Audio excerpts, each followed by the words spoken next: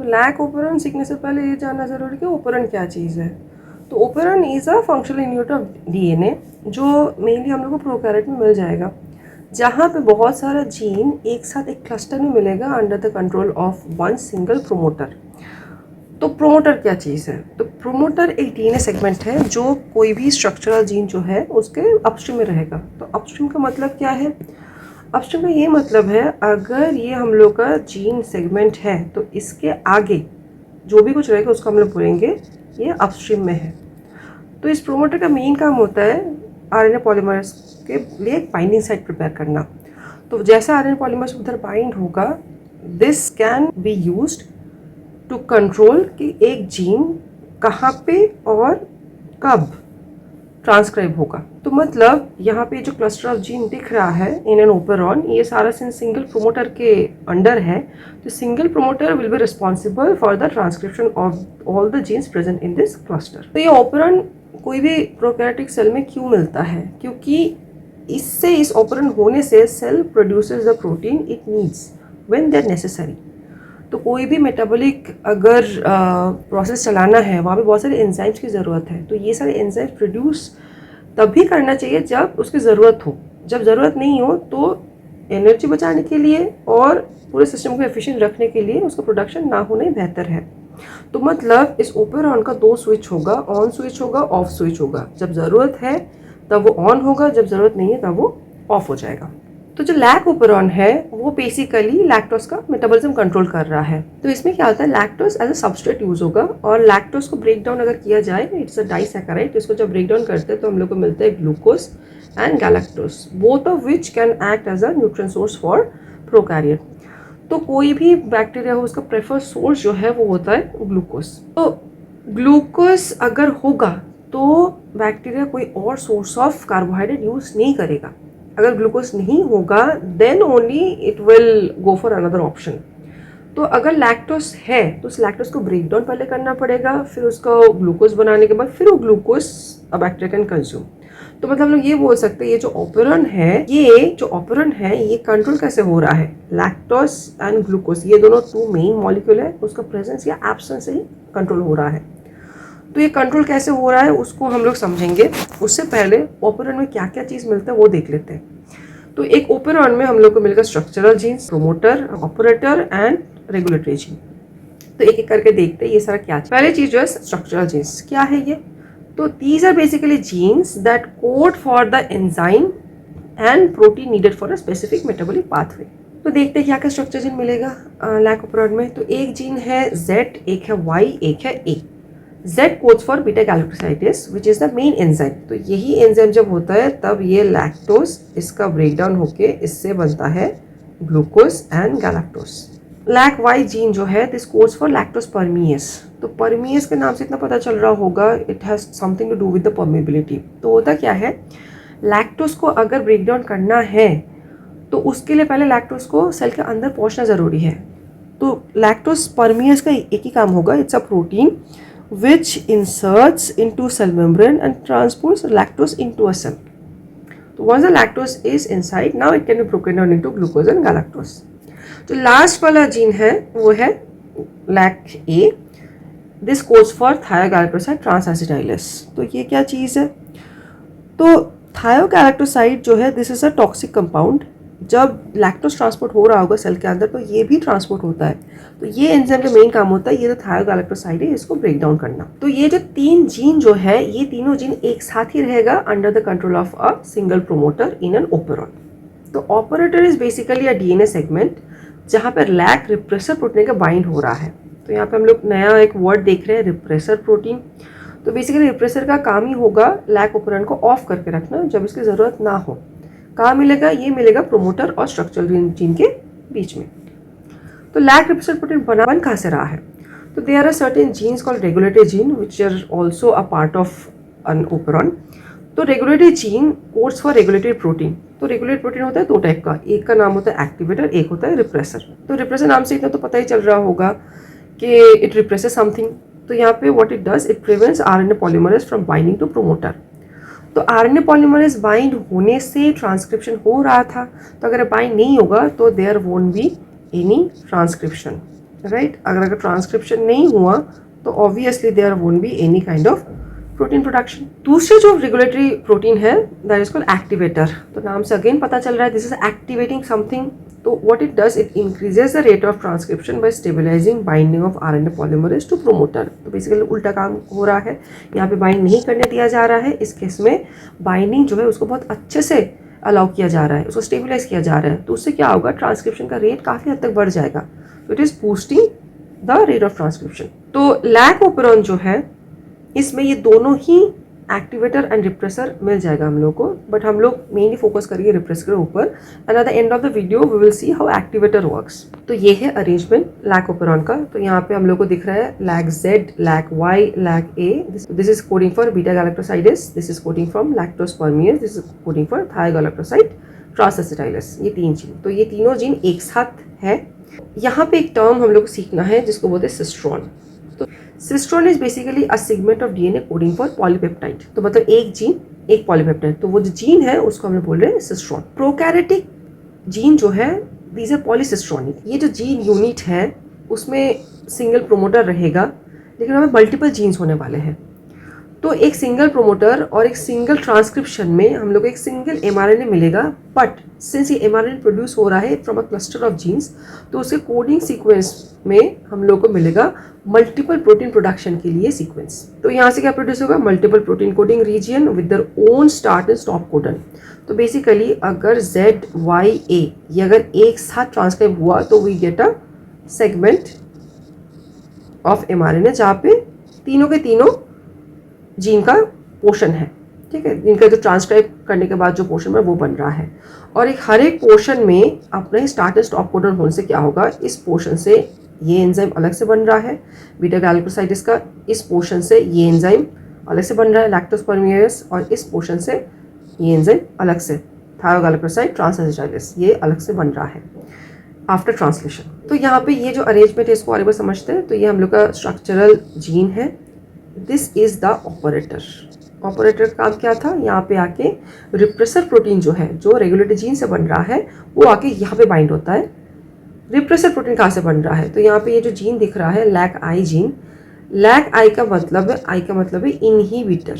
तो यहाँ से बन रहा है repressor protein,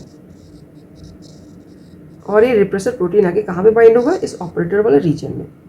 RNA polymerase bind होता है यहाँ पे, आरएनए पॉलीमरेज जो इस स्ट्रक्चरल जीन को ट्रांसलेट करने के लिए यूज होगा। तो अगर यहाँ पे आरएनए पॉलीमरेज बाइंड होगा तो RNA polymerase will try to transcribe this sequence, लेकिन वो नहीं हो पाएगा अगर यहाँ पे रिप्रेसेंट प्रोटीन आके बाइंड होके रखे, क्योंकि this is physically blocking the movement of RNA polymerase.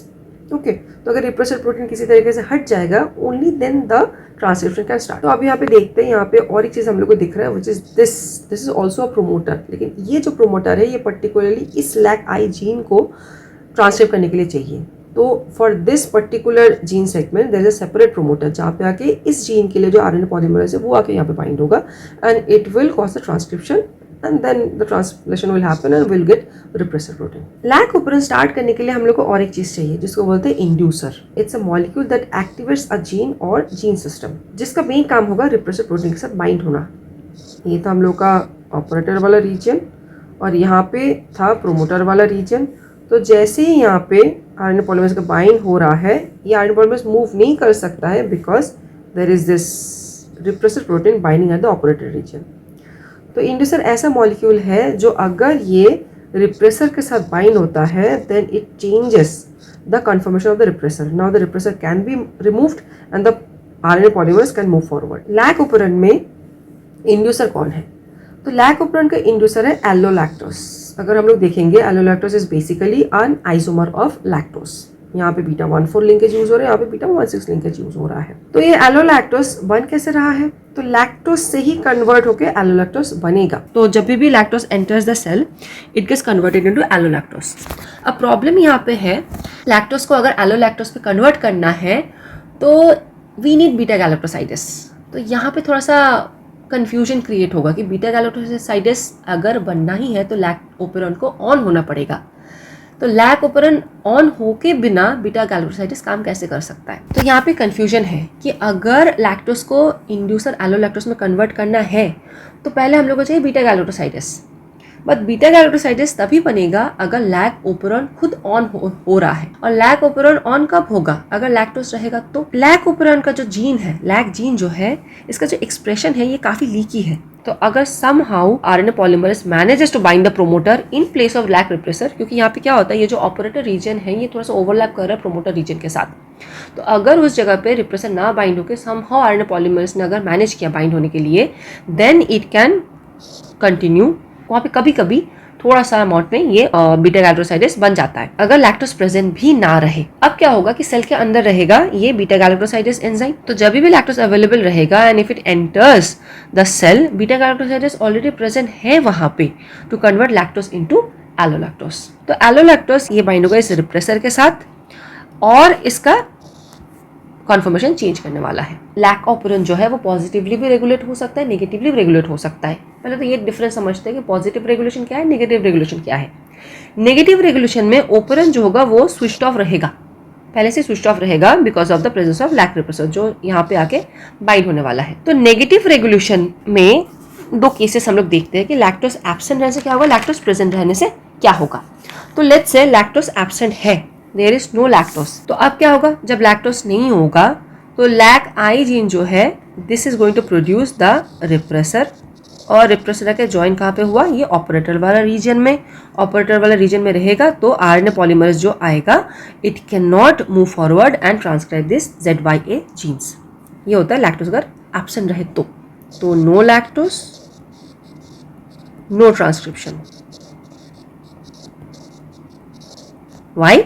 Because repressor blocks RNA polymerase. ठीक है, लेकिन अगर लैक्टोज प्रेजेंट है, और यहाँ पे मैंने और एक चीज़ लिखा है ग्लूकोज एब्सेंट, लैक्टोज प्रेजेंट है, अगर ग्लूकोज प्रेजेंट होता तो लैक्टोज की बात ही नहीं आती, ग्लूकोज प्रेजेंट होता then bacteria would have fed on glucose directly, ये ऑपरेटर ऑन करने की जरूरत ही नहीं थी। तो ग्लूकोज जब एब्सेंट रहता है और ये लैक्टोज प्रेजेंट है, now it needs the operator to switch on, तो वो कैसे होगा, तो लैक्टोज एंटर किया, ठीक है, लैक्टोज एंटर करने के बाद क्या होगा, हम लोगों ने पहले ही देखा कि लैक्टोज एंटर करने के बाद it gets converted into its inducer form जिसको बोलते हैं एलोलैक्टोज। तो एलोलैक्टोज जैसे एंटर होगा it will bind to this repressor, change the conformation and now this repressor can not bind with this operator reason.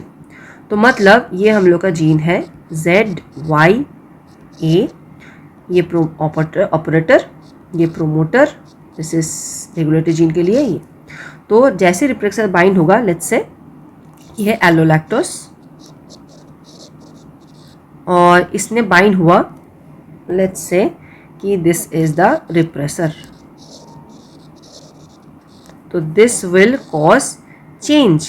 Let's say repressor ऐसे बन गया है और ये एलोलैक्टोज ऐसे रह गया है, तो now this repressor is no way to bind with this operator reason.